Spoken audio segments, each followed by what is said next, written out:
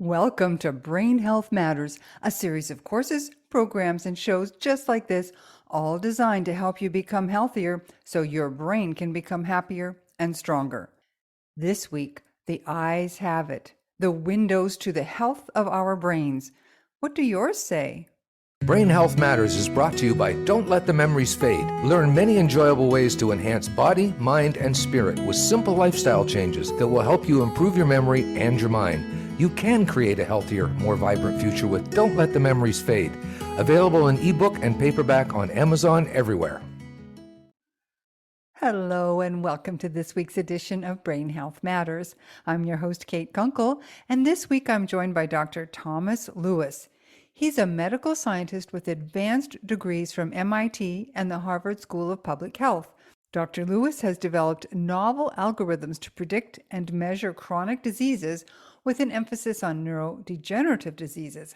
He uses a combination of risk assessments, biomarkers, and pathology testing, using mainly the eye as a canary in the coal mine to determine where you lie on the health continuum. Welcome, Dr. Lewis. Thank you so much for having me. I really enjoy talking about brain health. It's so critical today. It certainly is. And as we have even more nonsense going on in the world right now, I think we have to focus on it even more than before. Right. When my daughter was running a intake at a arts college, 75% of the children were kids, I guess you'd call them adults, young adults, were coming in on some type of mood med, 75%. And with this COVID nonsense going on, I think it's even more of a concern for even younger people. Absolutely. Yeah. So I reached out to you, Dr. Lewis, because I heard you on last year's Reverse Alzheimer's Summit and was fascinated by your specialty. You know, we often hear that the eyes are the window to the soul, but your work tells us that they're much more than that. Absolutely. You know, my mentor at Harvard was an ophthalmologist at Harvard Medical School, both in research and clinical delivery for 47 years. And in 1980, he gave up traditional ophthalmology, and to this day was really the only medical eye doctor that really gave up traditional ophthalmology because of the coding system and getting paid properly. But he saw the connection between eye pathologies and systemic diseases. And as his work evolved, he saw more and more researchers beginning to understand this at Harvard and other places. So many years ago, I was on another Alzheimer's and Dementia Summit, and I made the statement that Alzheimer's is glaucoma of the brain and glaucoma is Alzheimer's of the eye. They're the exact same process, the exact same etiology. The difference is in the eye, you can see the disease much, and I'll add another much sooner than you can in the brain. And so, but does glaucoma always portend Alzheimer's? And do people with Alzheimer's always have glaucoma? No, not necessarily. However, it is a reasonably decent screening tool for a very dreaded and deadly disease. And you know, the statistics of this, if we can delay Alzheimer's by 5 years, 50% of the cases that we have today won't even exist. We don't have to cure per se, although I'm happy to talk about some of our results there. But if we can just do early detection and some interventions to slow the progression, it makes a huge impact on basic aspects of life, quality of life. And fundamentally, I published 4 videos without much. I'm a scientist, so I don't have a lot of, say, SEO skills, but just showing that how all these diseases are actually vascular in nature. They're vascular in nature. And, you know, the reason why the eye is such a profound biomarker for the brain is the eye, the retina in the back of the eye, and the brain are the 2 most metabolically active tissues in your entire body. The brain is only 2.5% the mass of your body, yet it consumes 25% of the oxygen, the oxygenated blood and oxygen that leaves your heart. And the retina, there's a little capillary bed under the retina called the choroid, And it is the most dense vascular area in the entire body. It's a very small piece of tissue, but it's, in terms of vascular density, it's extremely high. So the eye is a canary for the brain, but the brain is in some respects a canary for the vascular system, because if something's going wrong in the blood, so much is going to the brain and so much is going to the eye. So if there's an inflammatory process, the brain and eye will suffer to a higher degree because of this excess blood flow to that tissue. So, how do we find out what's going on there? I mean, most of us have like glaucoma tests now when we get our eyes checked, but is there something else that can be tested?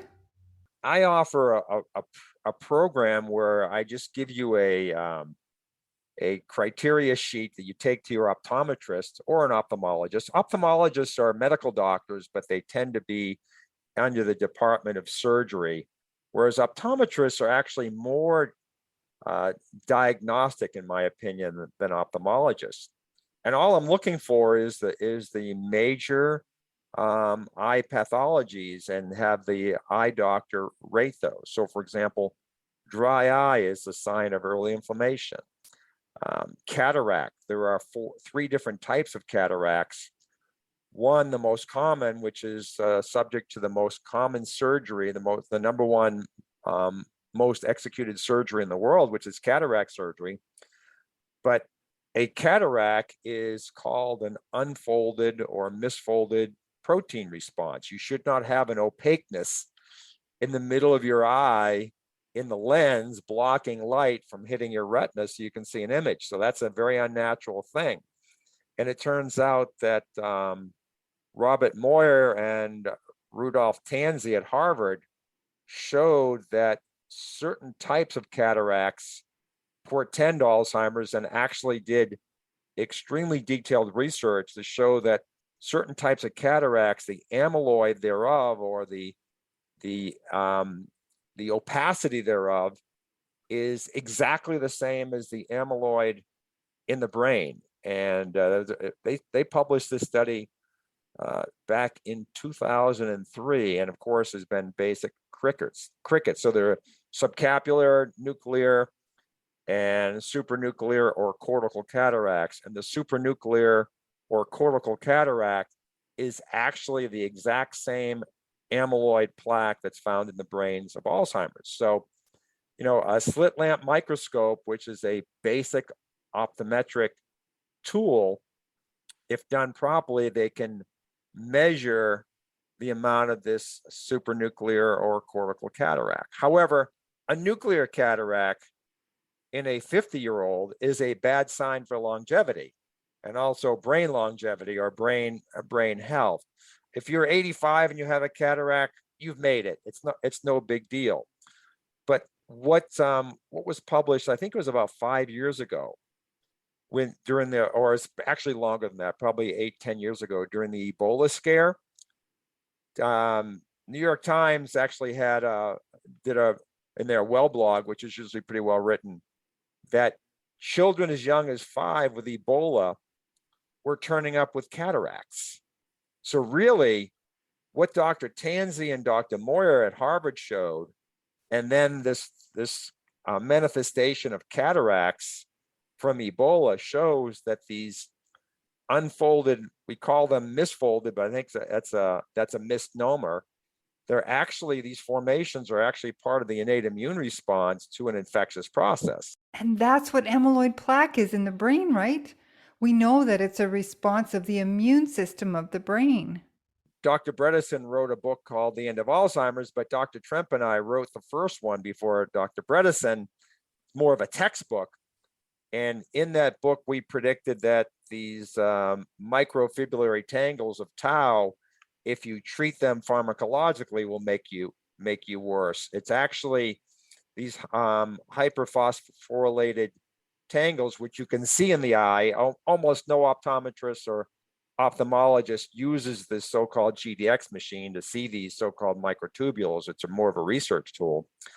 But these hyperphosphorylated tangles actually are a protective mechanism against hypoxia. What we wrote in our book is that hibernating animals hyperphosphorylate their tau to create these so-called neurofibrillary tangles. And they do that because when they hibernate, they go into a somewhat of a hypoxic state.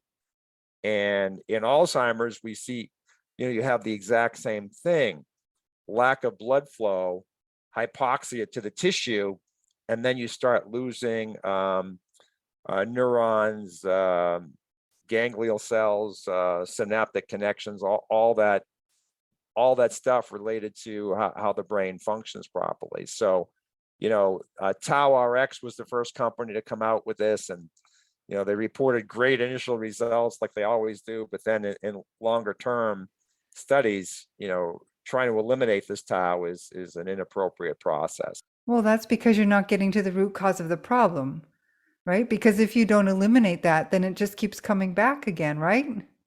Like lowering cholesterol, your body naturally makes it. Is it making it to kill us, or is it making us to help us or work on our behalf? And cholesterol is one of the most important molecules for the brain. And in 2011, Harvard Medical School's internal publication basically put a dagger in the whole statin program, because they expected these biologics to come along and replace that, much more expensive, to lower LDL.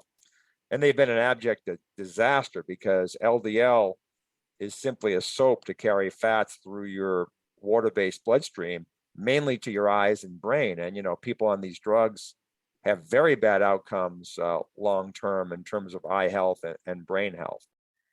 What kind of drives me crazy is that the medical profession keeps pushing this: lower your cholesterol, lower your cholesterol. It's two generations now that doctors have been, in 1980, we had a big inflection point where the FDA allowed medical schools to, pharmaceutical companies to participate in medical school education. So now we have two generations of doctors that if they see an elevation in C-reactive protein or something like that, or SED rate, they don't know what to do. All they can do is write the script. So, and then standard of care protects them. If I prescribe a statin drug and you walk out the door and die of a heart attack, I have no liability if I'm an MD. But if your cholesterol is so-called elevated, which in fact, elevated cholesterol is beneficial, and I don't treat it, and you walk out the door and die of a heart attack, I have a tremendous potential liability. So it's all about the money and liability. I think most doctors know better, but we can get on the cholesterol subject, but Harvard Medical School had a brilliant article, which I'm willing to send to any of your listeners, called "Cholesterol, the Mind and the Brain." And about 3 years ago, they pulled that article down, and I wrote a very nasty letter to the head of Harvard Medical School's out-facing communication department, because I use that to get people off statin drugs. But the point is, cholesterol plays an extremely important role in the structure and function of membranes of every single cell in the body. And there's no coincidence that cholesterol is concentrated in the brain at essentially the same level of the excess oxygen use of the brain, 25%. So 25% of the cholesterol is found in the brain, and 25% of the oxygen that leaves your heart, oxygenated blood, is found in the brain. Why? Because let's just say I work my bicep really hard. If I work it all day long, it's going to get tired. It's going to need more repair and recovery. And cholesterol plays a major role in rebuilding those cell membranes. And so the brain is like your bicep working all day long, and you sleep for your brain and your eyes. So you need the excess cholesterol in your brain for rebuilding, repair, and recovery. And this no fat, low fat craze, I really believe it's resulted in many issues, including like brittle bones in younger women who've fallen for this. You absolutely need fats. The omega-3s play a major role in calcium homeostasis. A lot of people don't understand the value of boron as another cofactor that helps balance calcium into the bone. But getting back to the whole Alzheimer's thing, because I don't want to get distracted. But see, Alzheimer's, cancer, they all come under the same category of chronic diseases that are inflammatory in nature. I'm writing a book right now. Matter of fact, I just finished a short book for Jonathan Landsman docu-series on cancer called Cancer is an Infectious Disease. And I'm writing another book, sort of a manifesto book called Health, Freedom, Lost. And the whole thing is this pandemic has been 100-year, 1,000-year setup because doctors can't tell whether you're sick or healthy. They can tell whether you're sick based on, major symptoms, but they can't tell you where you are on the health disease continuum. And so many of us are walking around apparently well, but actually sick. And that's why we've had such bad outcomes in the United States with COVID. Now, I have to ask about this concept of what's healthy or normal. We hear people talk about their labs being normal, but they're still sick. And you've said that's not exactly a good measure. Can you explain that to the listeners? So I had someone yesterday in my consultation program that had a fasting insulin of 2.4. And LabCorp rated that as out of range. But it's out of range compared to Americans because reference ranges are based on populations. 2.4 is actually a completely optimal fasting insulin level. When you look at mortality studies, that's what we did. We looked at where does a marker show the earliest indication of an increase in early mortality risk, all-cause mortality. And that data is well published. You can find it. So, at one point, my fasting insulin was 1.3. And my mentor and partner, Dr. Carter, said, you ought to do a C-peptide test because you want to make sure you're not heading towards type 1 diabetes. And I did the C-peptide test and I was fine. And then I decided to eat some sugar and redo my insulin, and my fasting insulin came up. So I knew but LabCorp, Quest, Mayo Clinic would all consider that a dangerously low fasting insulin rather than calling it what it is, perfect insulin sensitivity. So we've looked at around 40 biomarkers now that are really predictive of chronic health.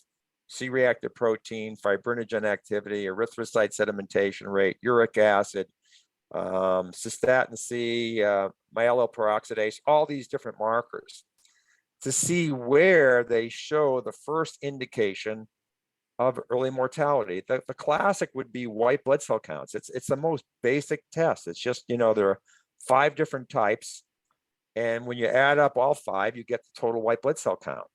Now, the standard of care has every group has a different set of normal. So you can go to one lab, Quest, or you can go to Mayo Clinic, and in one place you're considered healthy, in one place you're considered sick for the same white blood cell count test. It's crazy.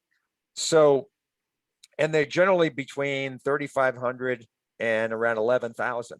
Well, the Women's Health Initiative, an extraordinarily large study conducted by Harvard Medical School, or at least overseen by it, prospectively looked at over 65,000 women. Then you add the Nurses Health, the Women's Health Initiative and Nurses Health study into that, 136,000 women, shows that if you have 2 groups of women, one at an average white blood cell count of around 4,700 and one at 6,700, and 6,700 would be more in the middle of normal, and you look at them over 6 years, 50% more of the women at 6,700 have died of a fatal heart attack.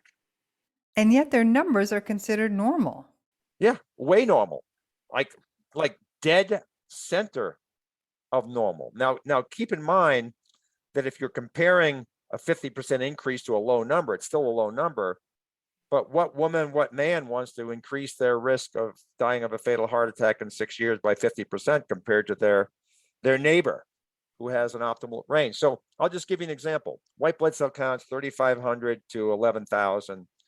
You want to be between 4,000 and 5,700. At 5,700, there's a significant increase in all-cause cancer mortality, 5,700.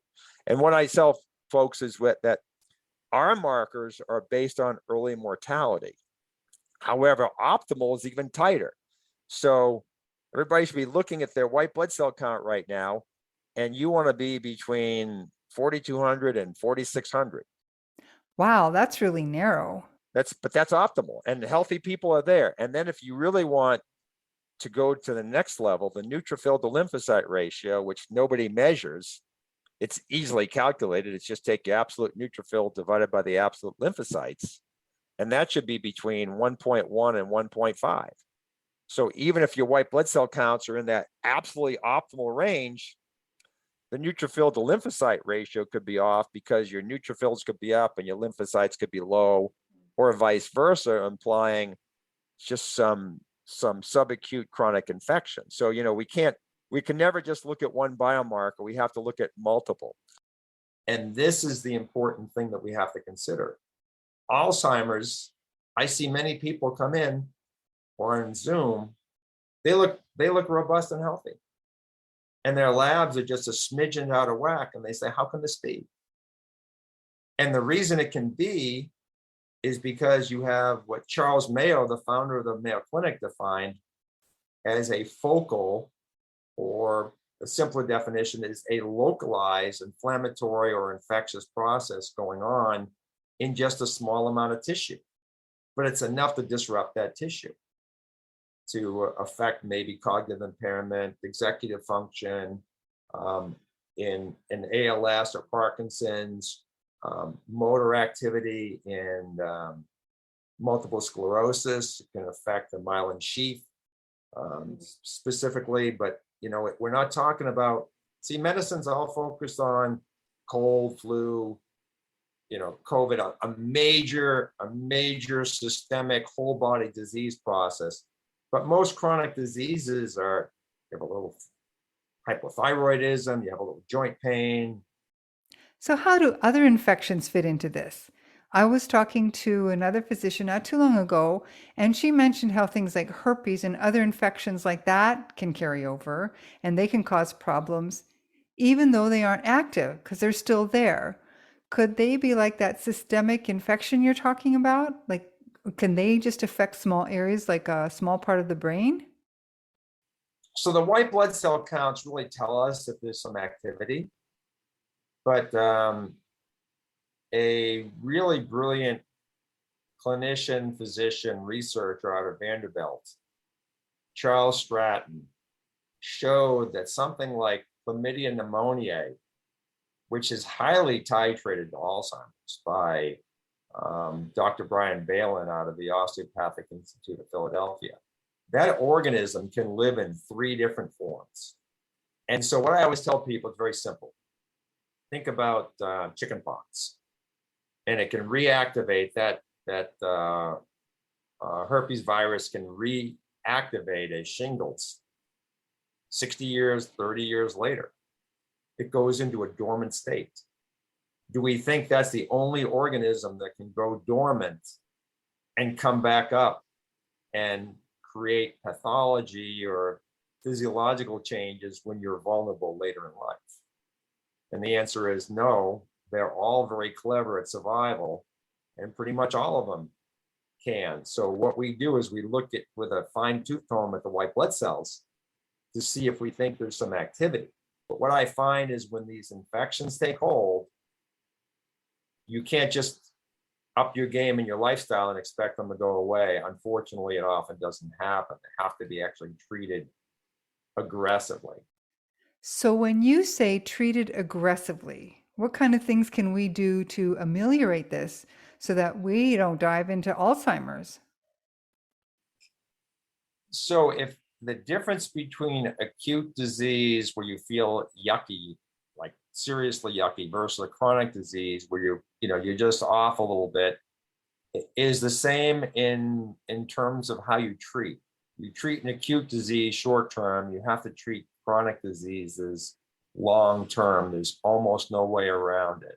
So it's always sort of fix the gut, fix the nutrition, fix digestion, but then you've got to do something both anti-inflammatory and anti-infective, almost always. It's these diseases are almost never inflammation out of nowhere. There's almost always an infectious etiology to that. So you can do hyperbaric oxygen, you can do ozone therapy, those are good pre-treatments, but ultimately you can't do that for a long enough duration to really have a long-term impact. You know, Dr. Carter says on my team, Alzheimer's is a 2-year journey. So you can do all kinds of herbal treatments, but I generally do relatively safe antibiotic therapy. You know, some people will say, antibiotics, but you know, there are 250 or more antibiotics, and they don't all have the same mode of action. They don't all affect the gut microbiome. So in the brain and the eye in particular, this tissue is fatty tissue. So lipid tissue, lipophilic, fat loving.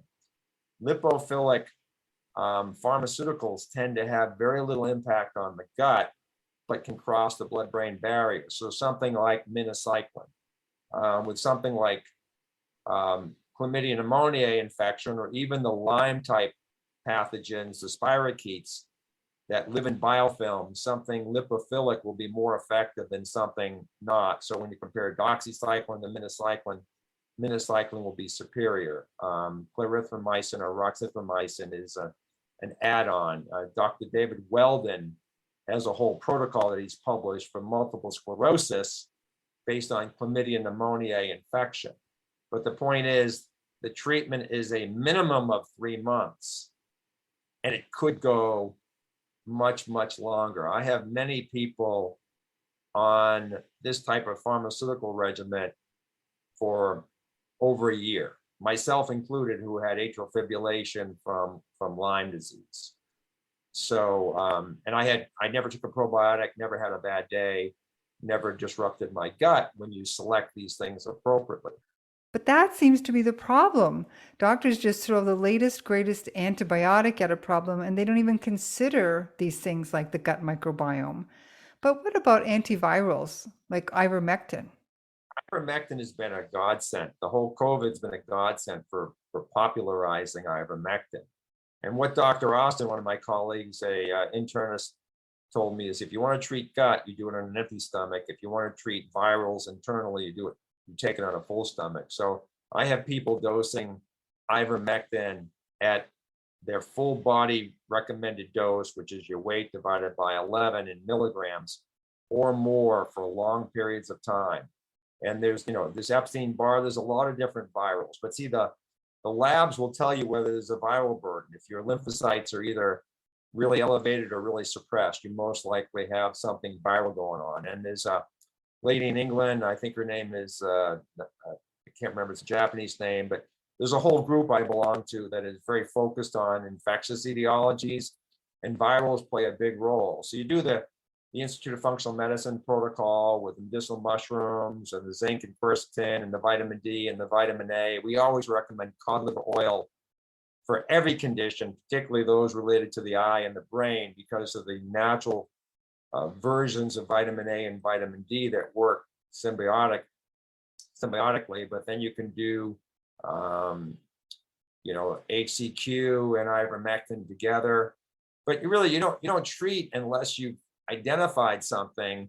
You can't always identify something because lab tests aren't perfect. But see, that's where the white blood cell comes in. So if we see, I have a lot of people with suppressed white blood cells, put them on ivermectin and a little hydroxychloroquine, test 6 months later, and their white blood cell counts have come up. The low is actually in some respects worse than high. So that's usually when it's low, there's something, lymphocytopenia. Harvard said at the very beginning of COVID, if you start with low lymphocytes and you get SARS-CoV-2, your outcomes are going to be really bad because you already have a pre-existing viral burden. And it's not uncommon. A lot of people, my daughter included, I just recently got her labs, 3,500. She should be 42 to 46, 4,800. She has Epstein-Barr. Everybody has Epstein-Barr.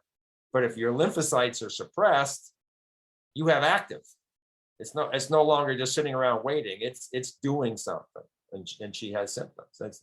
It's very common. So, I met with Mark Laponis, my mentor, Dr. Tremp, and a whole bunch of people. Mark Laponis was medical director at Canyon Ranch, along with Mark Hyman for a number of years. And we said, what would we do for our own health, our own brain health, going in the future? This is about 15 years ago. We said we would purge parasites once in a while.